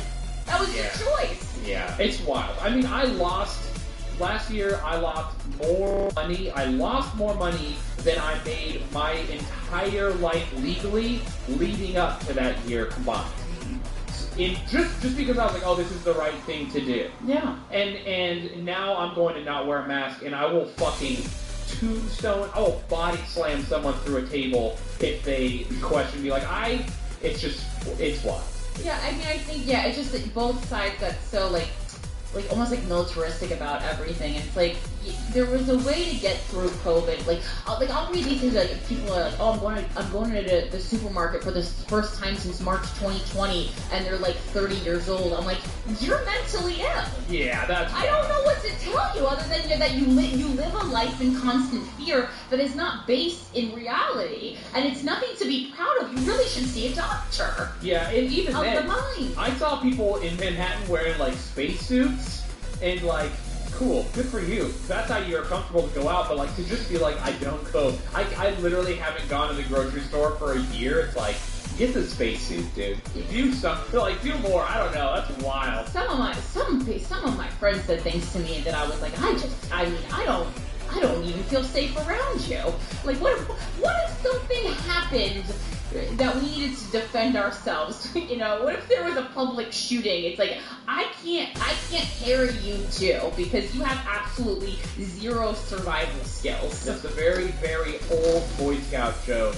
I don't have to be faster than the bear. I just have to be faster than you.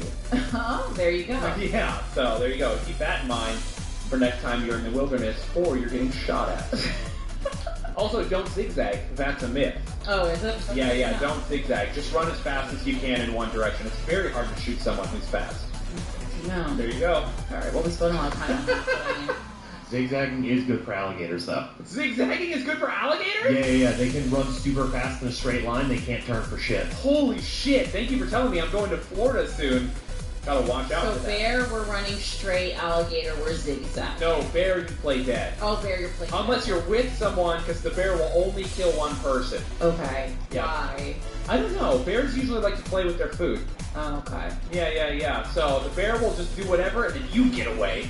And if it's a gator, you zigzag. And if it's a shooter, zigzagging doesn't work. Just run as fast as you can. Timothy Treadwell and his girlfriend got killed by the same bear.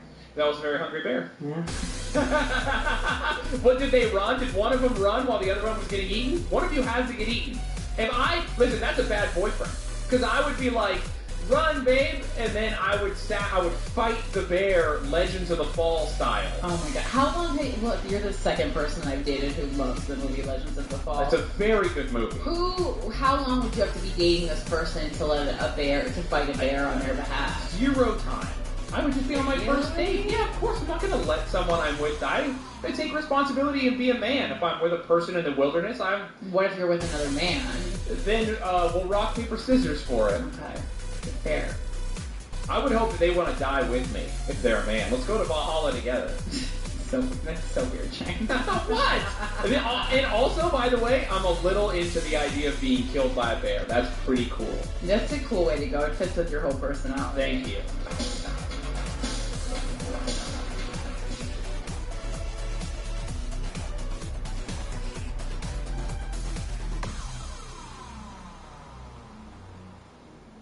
Right now, he's only 10 days old. My little dog.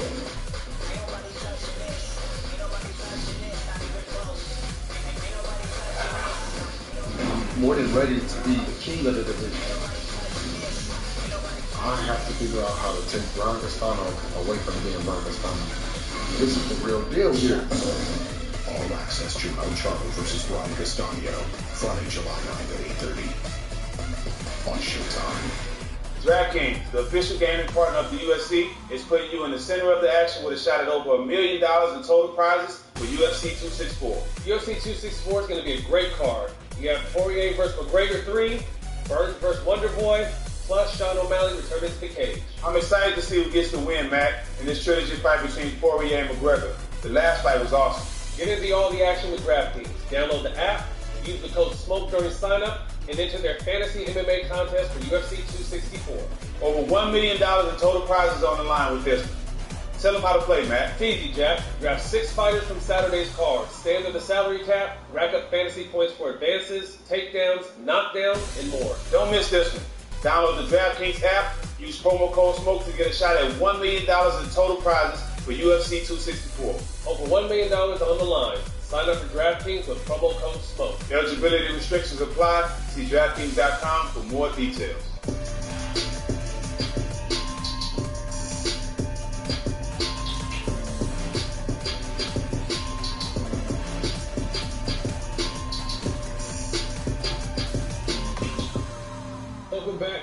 Smoke.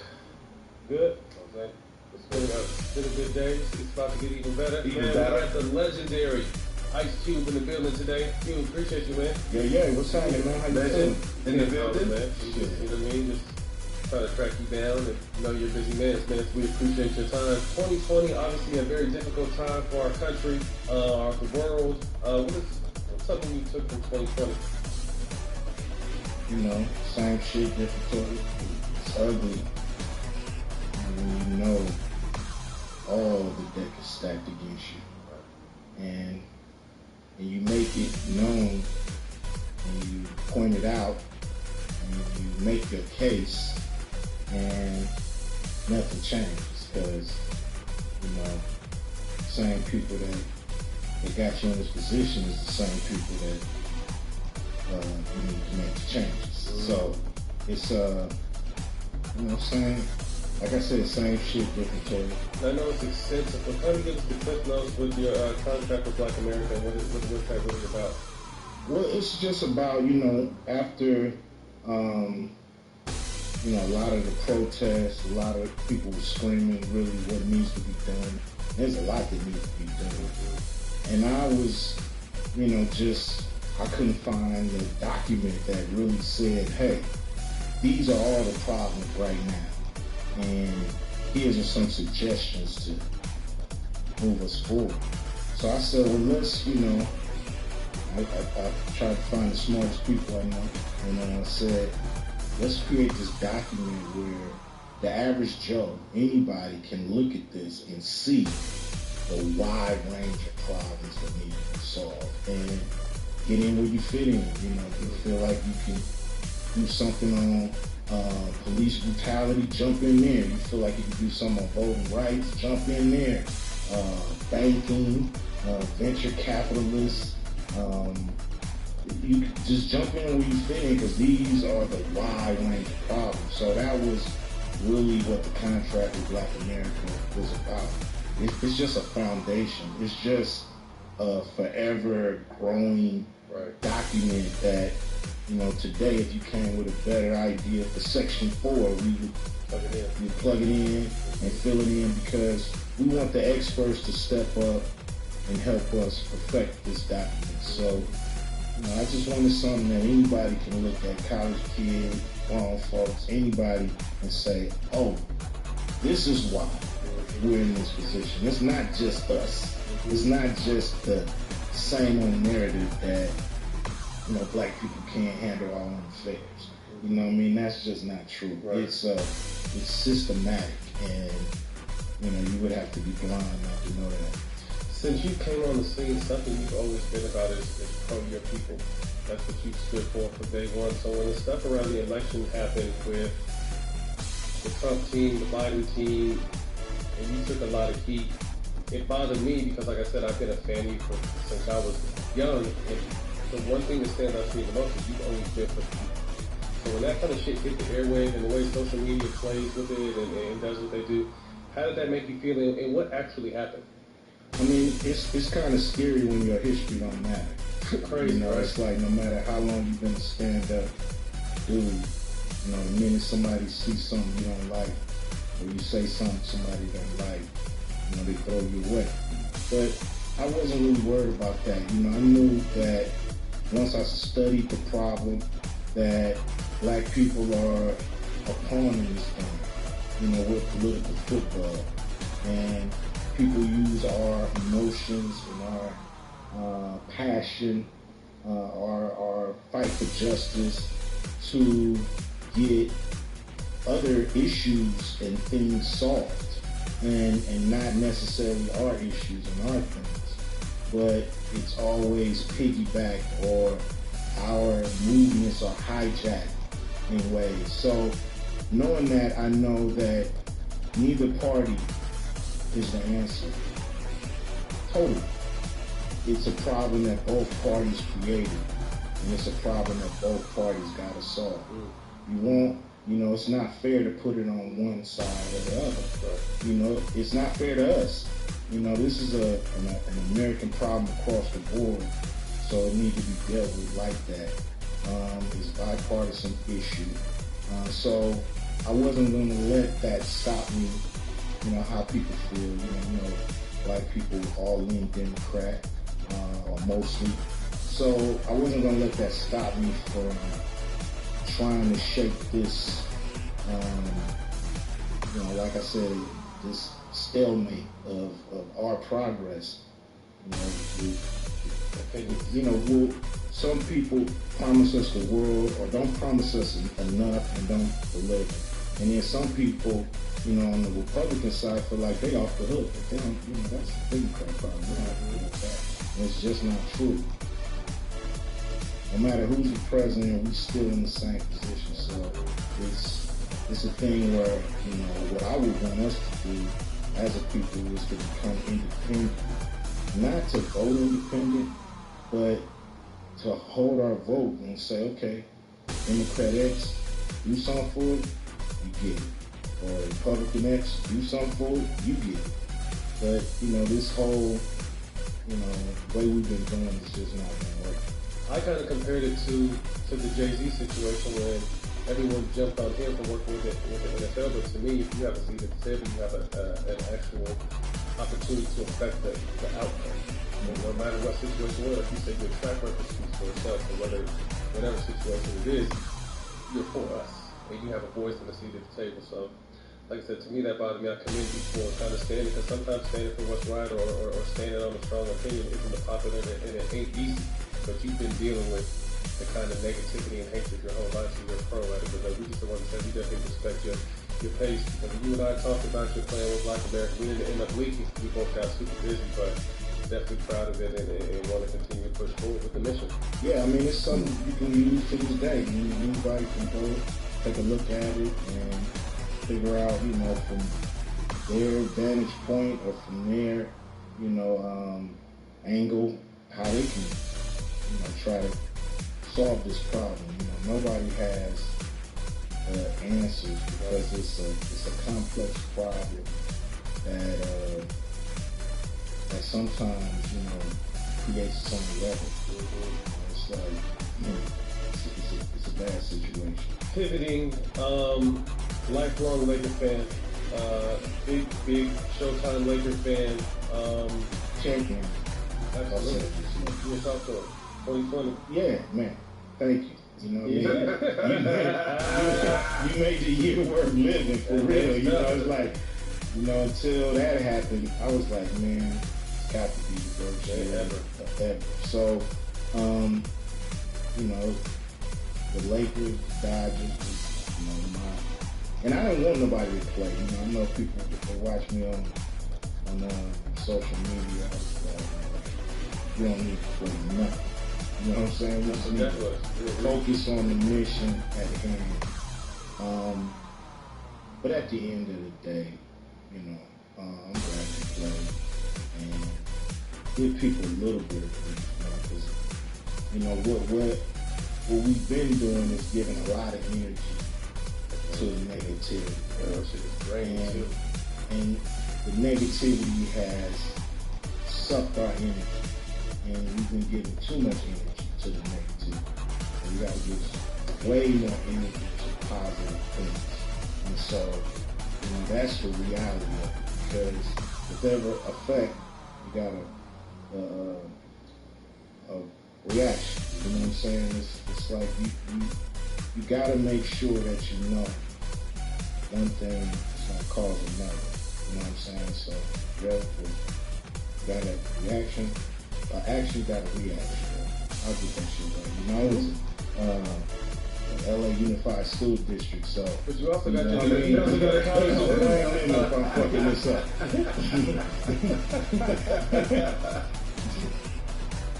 But yeah, you know, so giving all that energy to the negativity, to the beast, is making the beast stronger.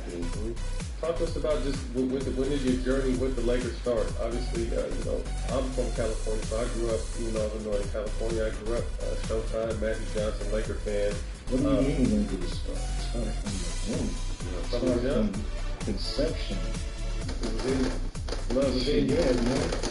I mean, now it was a purple sperm that hit the egg. You know what I'm saying? It's like, when did it start? I don't understand that question. From jump. I don't remember when I wasn't a Laker. But you know, seriously, like when I was 10 years old, my brother sat me down and he was like, "Yo, I want you to watch this dude." I was just getting into basketball because they was just letting me play. In my backyard was some of the most ferocious basketball games. It's like prison ball. Yeah. You know, so they were starting to let me play. I was getting strong enough, good enough, and so I want you to watch this dude. And we watched, it was my first time watching Magic Johnson play Legendary in that championship game. And, you know, I love Magic. So, you know, a few months later, he come get me from outside and say, "Guess who's a Lakers?" Nowhere in the world I was thinking he was going to say Magic Johnson. So when he said Magic Johnson, something just erupted in me. You know what I mean? It was just like I was glued, locked in. And then that team going to win the championship. But I don't know how you could get me back from that. What are some of those early? We actually had Jimmy Buss on the show the other day. What are some of the things you remember from that Showtime era and what it meant to the city? Before Magic Johnson, it seemed like basketball was a job. Like everybody was mad. It seemed like, and it seemed like this dude brought in like the fun, the way we played. You know, the pointing, smiling, like, you know, just the energy. It felt like our street. You know, I grew up on a street called Van Wick. We had a lot of boys on our street. It was a very athletic street. So we had fun. So to see the Lakers now having fun, playing, running at Showtime, fast break style, it just was electric, man. You know, it just was, I was glued to that team. To me, it was like, and I didn't live too far from the Forum. And so just being able to drive past that Forum sometime, I used to drive past that to basketball practice. And just knowing that my favorite team played right there, you know, it was just, I felt lucky to be, in LA, Laker fan. Fast forward into the kind of Kobe and Shaq era, you know, the next great run that the Lakers team had. Thoughts on that team, and you know they were able to capture 5 championships. They probably obviously can capture more if they stay together. But just how amazing was it seeing day in, day out Shaq and Kobe play for the team? I mean, seeing them at that Forum, like the Forum is so intimate. You know, you could just, my boys yelling at the refs. You know what I'm saying? So it was just magical to get Shaq. It was like, oh damn. I just couldn't believe the Lakers pulled that off. You know, I've seen the Lakers pull off stuff, you know, like McAdoo. You know, these players that you like, damn, we got him to make us better. But to get Shaq was like, I guess it's how it felt when they got Kareem. It wasn't it when they got Kareem, but it was remarkable. And so I'm there to see Shaq, and my wife say, "Did you hear about the young kid we got?" And I'm like, "No." She's like, "We got a young kid, 18. 18? I'm like, "Is he 7 foot tall? Because he ain't 7 foot. He ain't gonna make it." Because back then, it was like, you had to be a big to come out of high school. And he came in the game and he got loose and dunked. And I just told my wife, I said, we ain't never had nothing like that. We ain't never had nothing like that. So I was just on Kobe. You know, even though we had Shaq, I'm just locked in on Kobe and just seeing his progression as a pro. And I'm yelling Dale Harris, put him in. Put in Kobe. Put in Kobe. Yelling, you know what I'm saying? Because Dale Harris, he just getting the bench. Oh, man. I'm like, damn, man, come on, let it go. You know what I'm saying? Come on, naked gun, get him in there. Oh, shit. Where What's your most memorable live performance, Rocco? It got to be the comeback in the 7th game, Portland. You know, I was in the suite with the homie K-Mac, and we like, how did this happen to us? We in there reading the eulogy. Like, we in the 4th quarter.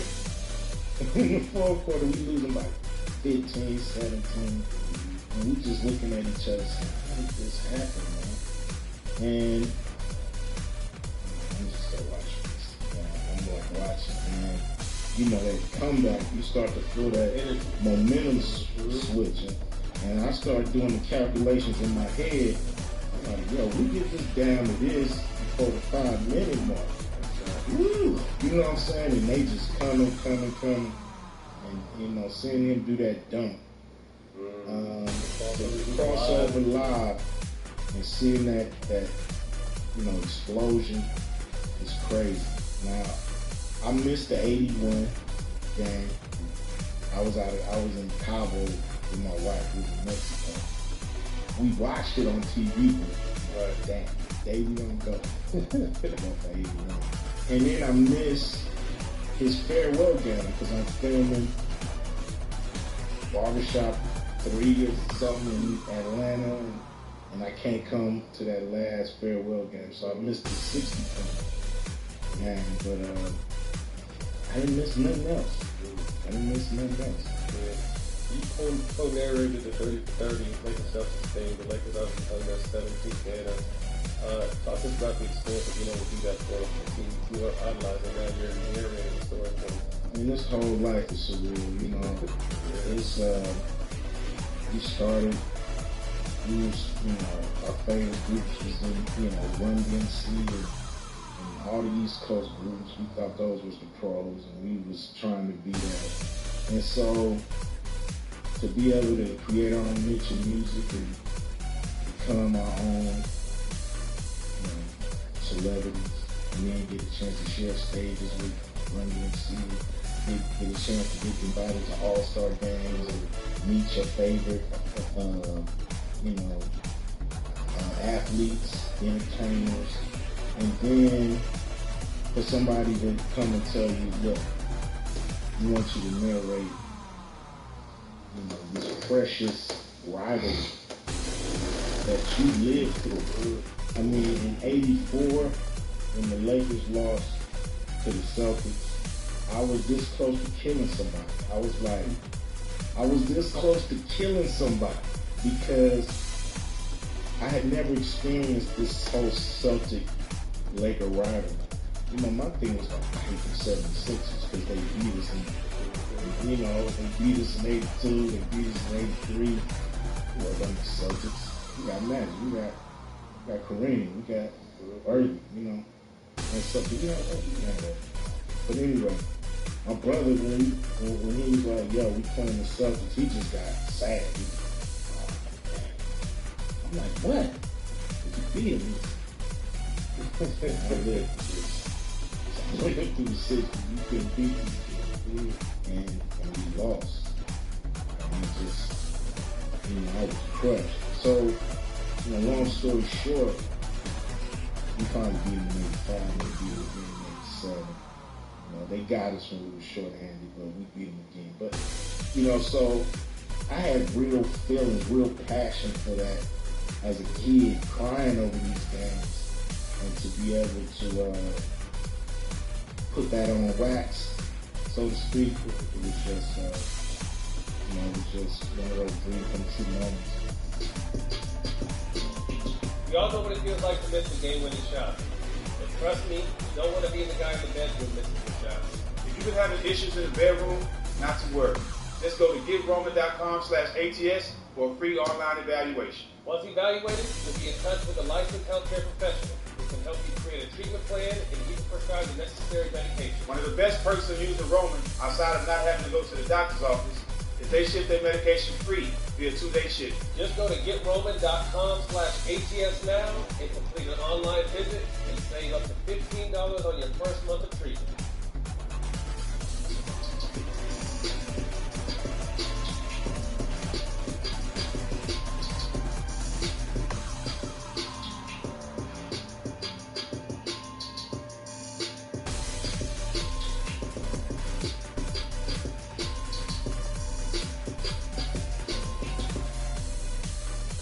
about your upbringing, how you found your path into music?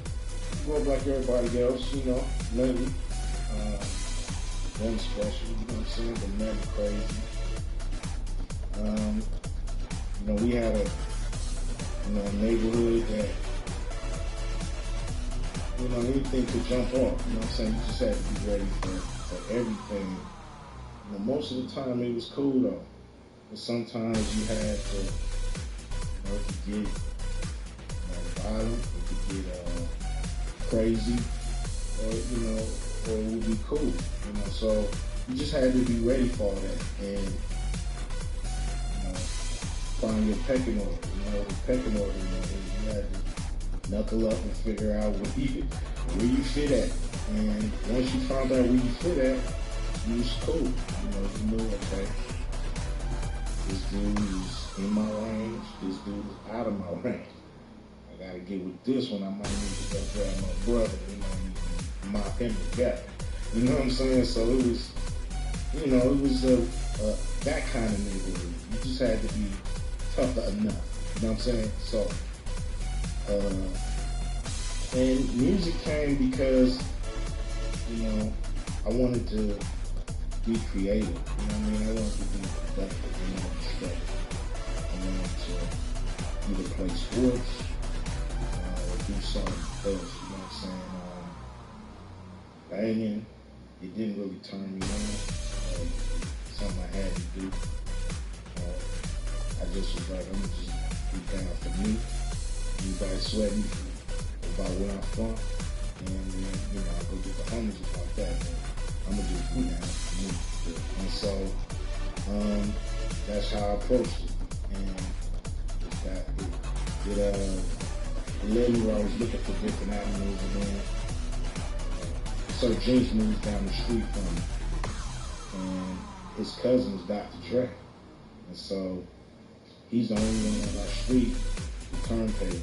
This is Jinx turntables, and a cardboard outside, he's spinning on his head and shit. Like, he out on the street looking like, what's up with this dude? You know, we didn't know about breaking and all that shit, but he was graffiti. He just was a b-boy, you know. He was the hip hop guru on the street. So I started to go down and hang with him. What is called his sister. I used to go hang with him. What age is this? 13, 14, 15, and people would trip. They'd be like, "Yeah, I got that, you know, shit in that room, man." I start rhyming, and me and him, you know, we just start working. He would put on beats. He would help me rhyme on beats, because I didn't have no beats. I was just acapella, you know what I'm saying? So, but when Dre came through one day and heard me rhyme, and Dre kind of took me under his wing, because him and Jinx were always wanted to compete with him. Jinx was like, better teach him. In fact, he beat beats. I do better everything. So they be like, come on, man. You know, start me out with that. But I would be, you know, more helpful, you know what I'm saying? I was like, what y'all working on? Like, record people, you know what I'm saying? You write something for y'all, you know what I'm saying? I was like, trying to get in. And I wrote something for him, and it was a hit. We wrote it together, me and Dre. It was a hit, and they had slow down hits, like Turn Off the Lights and shit, but this was actually a hit that was moving. They were playing all day on the radio, so he trusted me. He started doing mixtapes. He would do traffic jams for the radio station. He started doing mixtapes for the hood, and he'd be like, I want you to rap on it, but don't worry about what you sing. Just rap about the shit that's, you know, them raps that you rap about the shit that's going on. We didn't rap. You know, we got cussing. Like, it don't matter. It don't matter. Before we was thinking, if you cuss, you won't get on the radio. You know what I'm saying?